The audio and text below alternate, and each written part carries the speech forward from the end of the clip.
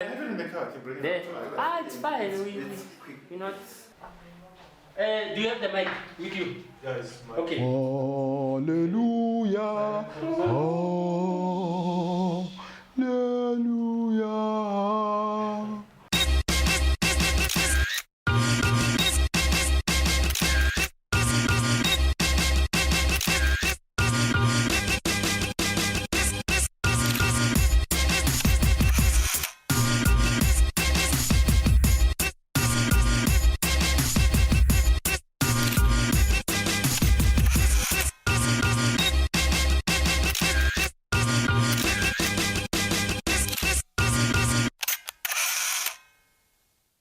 Welcome to another Photography and its Bits, Quick Bits. My name is Marv, and today I'm going to be talking about calibrating your monitor and why you should really consider calibrating your monitor. So I think we've all come into a problem, especially once you start really going into the editing and retouching of your images, where you retouch the image or you edit the image and it looks good on Lightroom or on Photoshop, but as soon as you send it onto social media or you send it to your phone or you send it to the client, it looks completely different from what it actually looked like when you were viewing this very same image on your screen. So usually what causes this is what we call calibration. So calibration is how accurate your monitor can render colors so that you are able to edit and manipulate them to look great on any other device, which can be your phone, mobile, social, and so forth. So it's something that I know a lot of people don't really look into, and it's really influenced by a few factors. So also the quality of your monitor will also influence. So you can calibrate a monitor that's very low class, but you will find that that particular monitor still cannot reproduce certain colors accurately. So the type of monitor also that you have helps you to actually get accurate colors when you calibrate your colors. But I usually recommend that you do calibrate your monitor, even if it is a low-end monitor, just to get that extra accuracy within your monitor, and so that at least you are able to get a true representation when you look at your monitor. Obviously, with a better monitor, you will get better image quality, as it goes with everything else. Another advantage also of using the color calibrator and calibrating your screen is to make sure that after you have edited your images and you are ready to send them to print, that the colors do match. Because can you just imagine if you had to send your images to a print house and you do not have the color accuracy? Your pictures might actually come back looking different from the print house to what you send them. So if you do use the color calibrator on your system, you should be able to also get very accurate colors that print house will also be sending back to you. So the one that I have here right now is the Spyder Pro 5. I think this is done by Data Color. Yes, it's done by Data Color. But you do find quite a few in the market. So the more advanced one, like this one, and also I think the Color Monkey, it also takes in consideration the color of your room. Because remember, if you are editing in a room with a warm light, that will also influence how you see the image on your monitor. And if you are editing in a room with maybe LED lighting, obviously that a green tint, that will also influence what you're seeing on your monitor. So remember that your room also does influence what you see on your monitor. Before you actually get into calibration your screen, when you within your room, just make sure that there is no light directly falling on your screen. So you do not want a light fixture or a light shining directly on your screen, because depending on what color accuracy or CRI that light is, it's gonna affect your screen. So you do want your screen to be positioned in such a way that it does not have any direct light falling on it, because that will also affect the color calibration process. So one like this one, it actually does have a little device at the top that actually, I'm not sure if you can see it, but it's got a little dot right there, and that dot will also read the lighting conditions in your room and compare it from the sensor on this side, which you will have on your screen. That will also, so it will calibrate the two together to fit your screen into your room or your environment that you. But then also remember that once you do something like that and you move your screen to a different room with different lighting, obviously that will then also influence your color screen. So try and do the screen calibration if you do have a type of device that looks like this in that room that you will be mostly editing in. If you are mostly editing in very bright rooms or whatever, try and calibrate your monitor in there. Also, another thing that a lot of people also don't know is that you need to warm up your monitor. So just switching on your monitor and working on it straight right away is usually not advisable, because the electronic components, also the plasma and the LED lights within the panel of your screen need to warm up to working temperature. Just like with your car, that if you want it to run correctly, you will warm it up to its working temperature before driving it. I know a lot of people will just start and drive the car, but believe you me, once it's warmed up, it runs a lot better than when it's cold. So do get into the habit of also just warming up your monitor, whether you just switch it on, go have a cup of tea, give it about 15 to 30 minutes to warm up.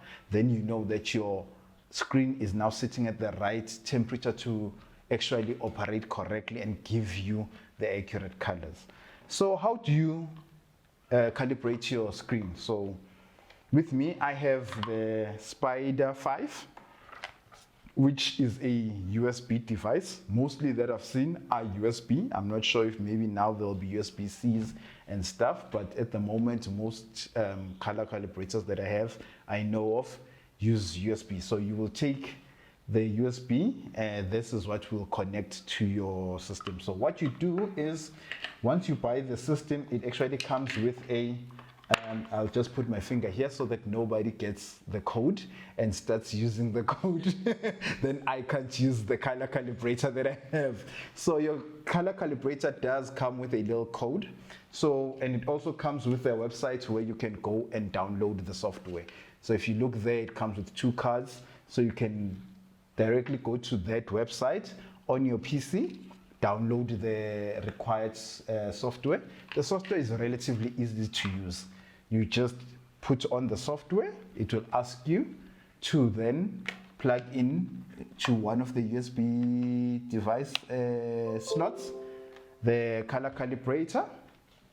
It will ask you a few questions. It will ask you to set your monitor to its midpoint for brightness. It will ask you to set your monitor to its midpoint contrast values as well, just to give you a baseline to calibrate from.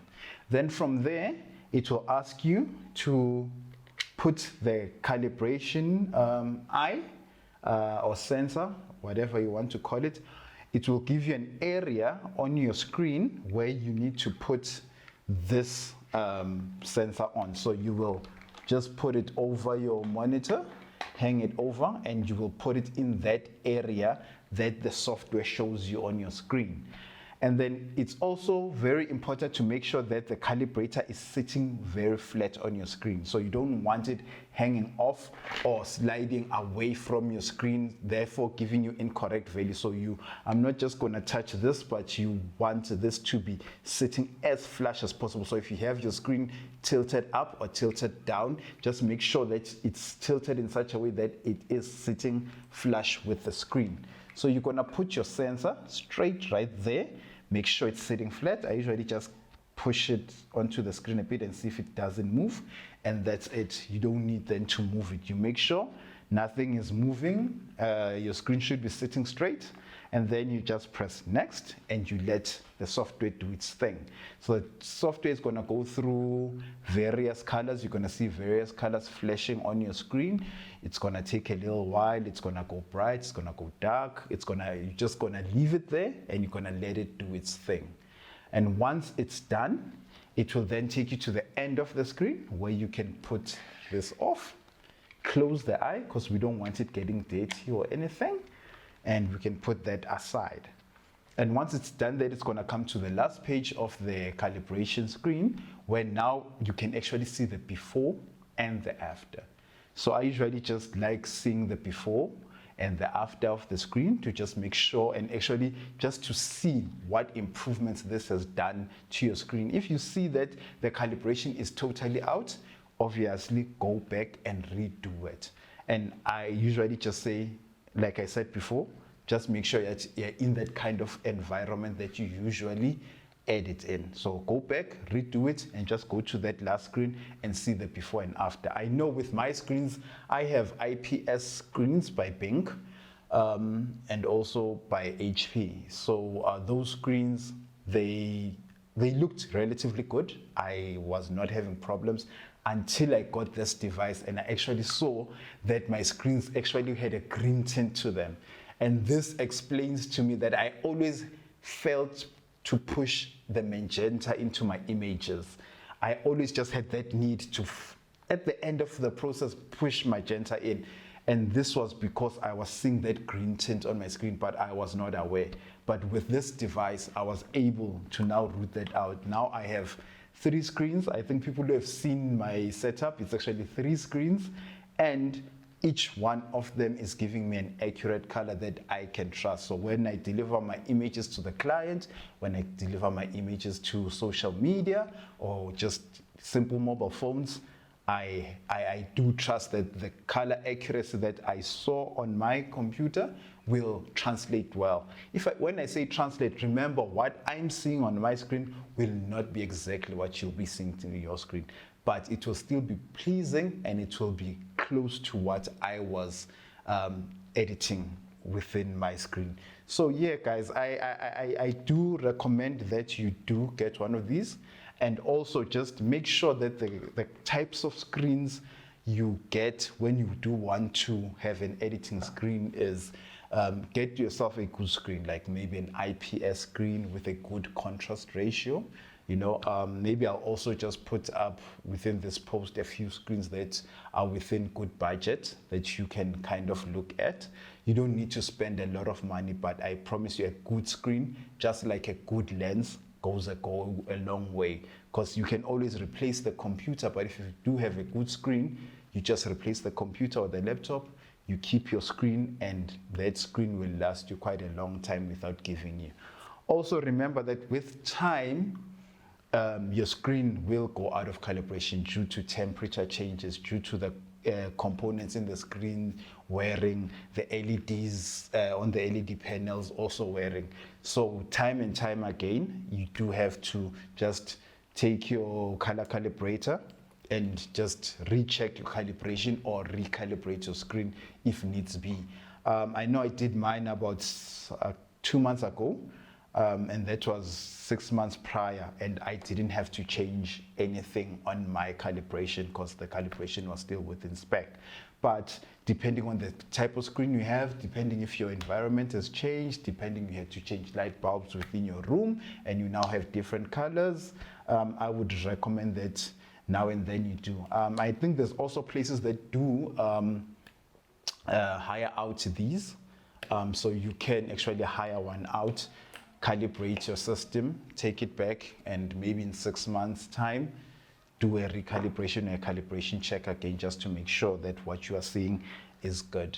So that was all from me today. Nothing much, just talking about color reproducibility and the accuracy of your screen. So I do recommend that you do this. I know a lot of people will tell you it's not really worthwhile, but really do take the time and see the difference. I saw the difference. Even though I had really good screens, I saw the difference once I did this. Also, if you are a video maker, you're a colorist, you also want that accurate color reproducibility, so that when you color grade, be it your images, be it your videos, you do get that accurate color redundancy. So this was another piece, photography in its bits, another quick bit by Marv. Enjoy. I know how to do this thing. Nicole will do the B-roll. I've done this a couple of times. I'm gonna talk about it. I'm gonna talk about why we need to calibrate. This is what we inserting this onto the video at the end. Okay, we are recording. We are recording. Sekhuluma mina manje.